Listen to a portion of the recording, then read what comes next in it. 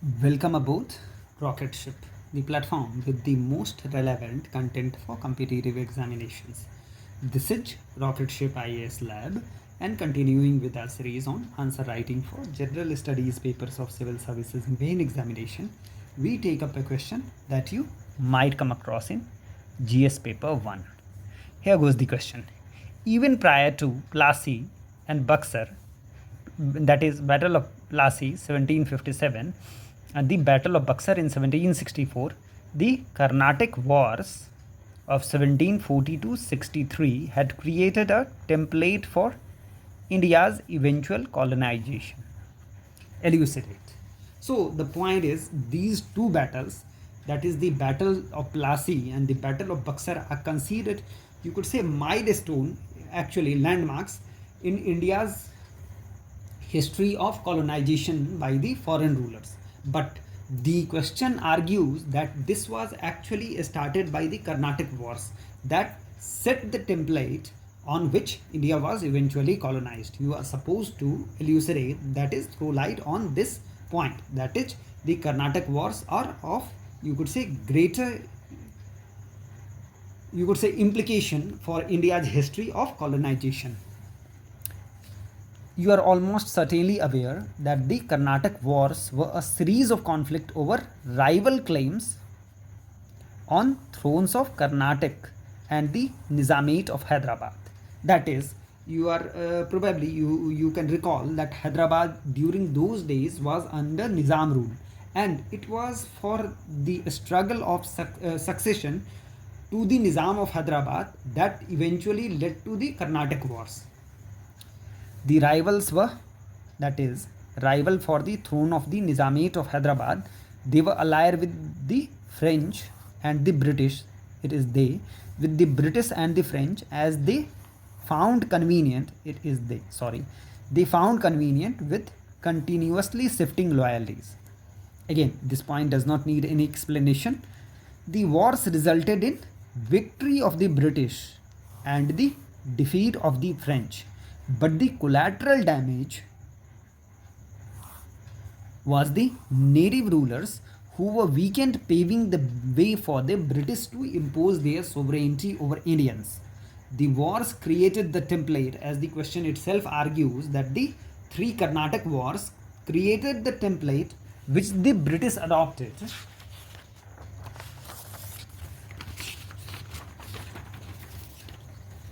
That was replicated by the British to colonize India in the aftermath of the battles of Plassey 1757 and the Battle of Buxar 1764. We would briefly discuss another important fact that is connected with the Battle of Buxar. That is, the Battle of Buxar ended with the Treaty of Allahabad. The Treaty of Allahabad was signed between the Mughal Emperor and the victorious British. What it led to, with the Treaty of Allahabad, the revenue rights of Bengal, Bihar and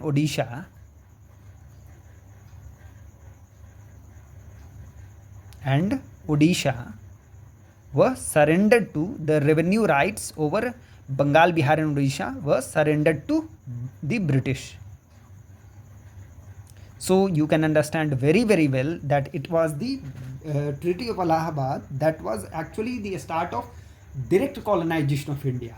Anyway, the point is how the Carnatic template of colonialism was eventually used to colonize the entire India. The points are, first, it was a display of the policy of divide et impera, or divide and rule policy in operation. It meant that the policy of divide and rule would be effective against Indian rulers. It meant disregard of sovereignty of Indian rulers. You can understand very well when a foreign power is actually interfering in your affairs, that too militarily, it means it is to the complete disregard of your own rule of law, that is your own sovereignty. It was also a projection of European politics and rivalries over India. Again, this is another point that no country would want the foreign politics actually to be staged in their country. But in this case, with Carnatic, we see that the European rivalries between France and Britain actually were projected in India, and the result was the struggle, the war that were going on in Europe were, you could say, transferred to India and fought, you could say, on the, you could say, land of India, in India's land. It meant interference in the affairs of Indian chiefs. That is, it allowed the British and the French a chance to interfere in the affairs of Indian chiefs, and they sought to mend the policies, they sought to bend the policies to their own interest, to their own liking. It also demonstrated the Carnatic Wars. They demonstrated the superiority of Western military and the Western military organization. Moreover, as we would see later, they also displayed the disunity among the Indian rulers, among the Indian chiefs. Taking up these points in detail, the foreign powers had realized that in the Fraxis polity, in the declining phase of Mughal power, they could play one native ruler against the other. The Carnatic question arose with a struggle for succession in the Nizamate of Hyderabad and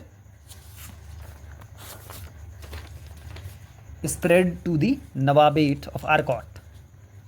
Arcot is another principality that was ruled by the Nawabs of Arcot, and there was also a struggle for succession in Arcot too, and as you can see, the rival factions allied with the British and the French respectively. The English East India Company and the French East India Company chose their favorite who would advance their interest. This was an early instance of the divide and rule policy which the British employed to conquer and then keep India keep India under their subjugation. You can understand very well that the British actually, they refined the divide and rule policy to keep India under their subjugation. You might recall that they created the entire class of Jamindars to actually weaken the Indian national movement. In the later days, they played the Hindus and Muslims against each other to eventually divide India basically, and also weaken the national movement. This started with Karnataka, a foreign commercial entity maintaining a military,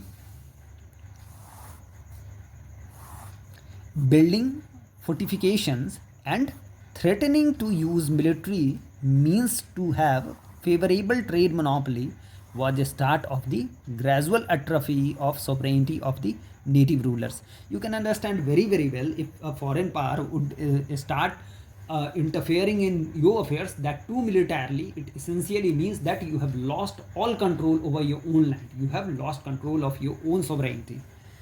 With the foreign powers actively participating as belligerents, basically the fighting or the rival parties in wars, it effectively signaled a disregard for native ruler sovereignty. Basically, you can see that the sovereignty was actually seized, it was actually grabbed by the foreign powers. India was held hostage to inter-imperial rivalries in Europe, a mere pawn in the European politics. Basically, India became a mere pawn in the great chess of European politics.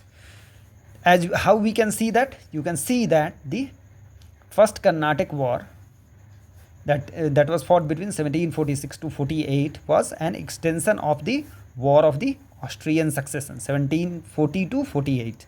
The third Carnatic War was triggered by the 7 Years' War of 1756-63, in which again the British and the French were heading the rival alliances. The point is, you are not supposed to recall all of these timelines, but the basic, you could say, substance of the argument is that it was the European politics and the European intercolonial rivalries that were projected on India. And the two instances we are giving here is the first Carnatic War, that was basically an extension of the War of Austrian Succession, and then the Third Carnatic War, that was basically the extension of the 7 Years' War that was being fought in Europe at that time. With Carnatic Wars started the harmful practice of foreign powers interfering in the courts of Indian rulers whom they had backed. So the point is, when either the British or the French, when the power they were backing were victorious, it meant that they got control over Indian courts. Basically, either the French or the British started, you could say, calling shot in the Indian courts. This was incipient colonialism in every sense, as the foreign powers sought to bend rules and policies for their benefit. Actually, this is the classic definition of colonialism, that it is interference in the affairs of another country for the benefit of the colonizing power. That was actually started happening in India too. The Carnatic exposed the weakness, that is, the Carnatic Wars exposed the weakness of Indian rulers and their disunity. At the same time, the three engagements established superiority of European arms and military organization. Actually, this point is very, very pertinent, that with the Carnatic Wars, it was actually established that Indian rulers were so disunited that they did not come together even when they faced a foreign a threat from a foreign power. This was actually, this basic weakness was exposed on everyone, and this, as you would see, this was actually exploited by the foreign powers to eventually colonize India. The conclusion we are coming to is that the three Carnatic Wars started the phase of direct foreign military intervention in Indian affairs. This also meant interference in rivalries of Indian rulers. Alas, major Indian, this point is very, very pertinent, that major Indian powers like the Mughals and the Marathas failed to come together. This meant India was conquered piecemeal. That is, you could say, parts of India were conquered one after another. This is called piecemeal conquest. Anyway, the point is, the Indian rulers, basically the major Indian powers, the Mughals and the Marathas, they actually did not see through the scheme of the foreign powers. If you might recall, we would like to add here that in one of the conflicts of Carnatic War, that the Marathas actually allied with the British. This, you can see, this was their, you could say, short-sightedness. Anyway, the point is, with this we can say that the Carnatic Wars paved the way for the eventual colonization of India. This is all for today. We would reassemble for the next lecture in a few days. As usual, we wish you all the best. Thank you.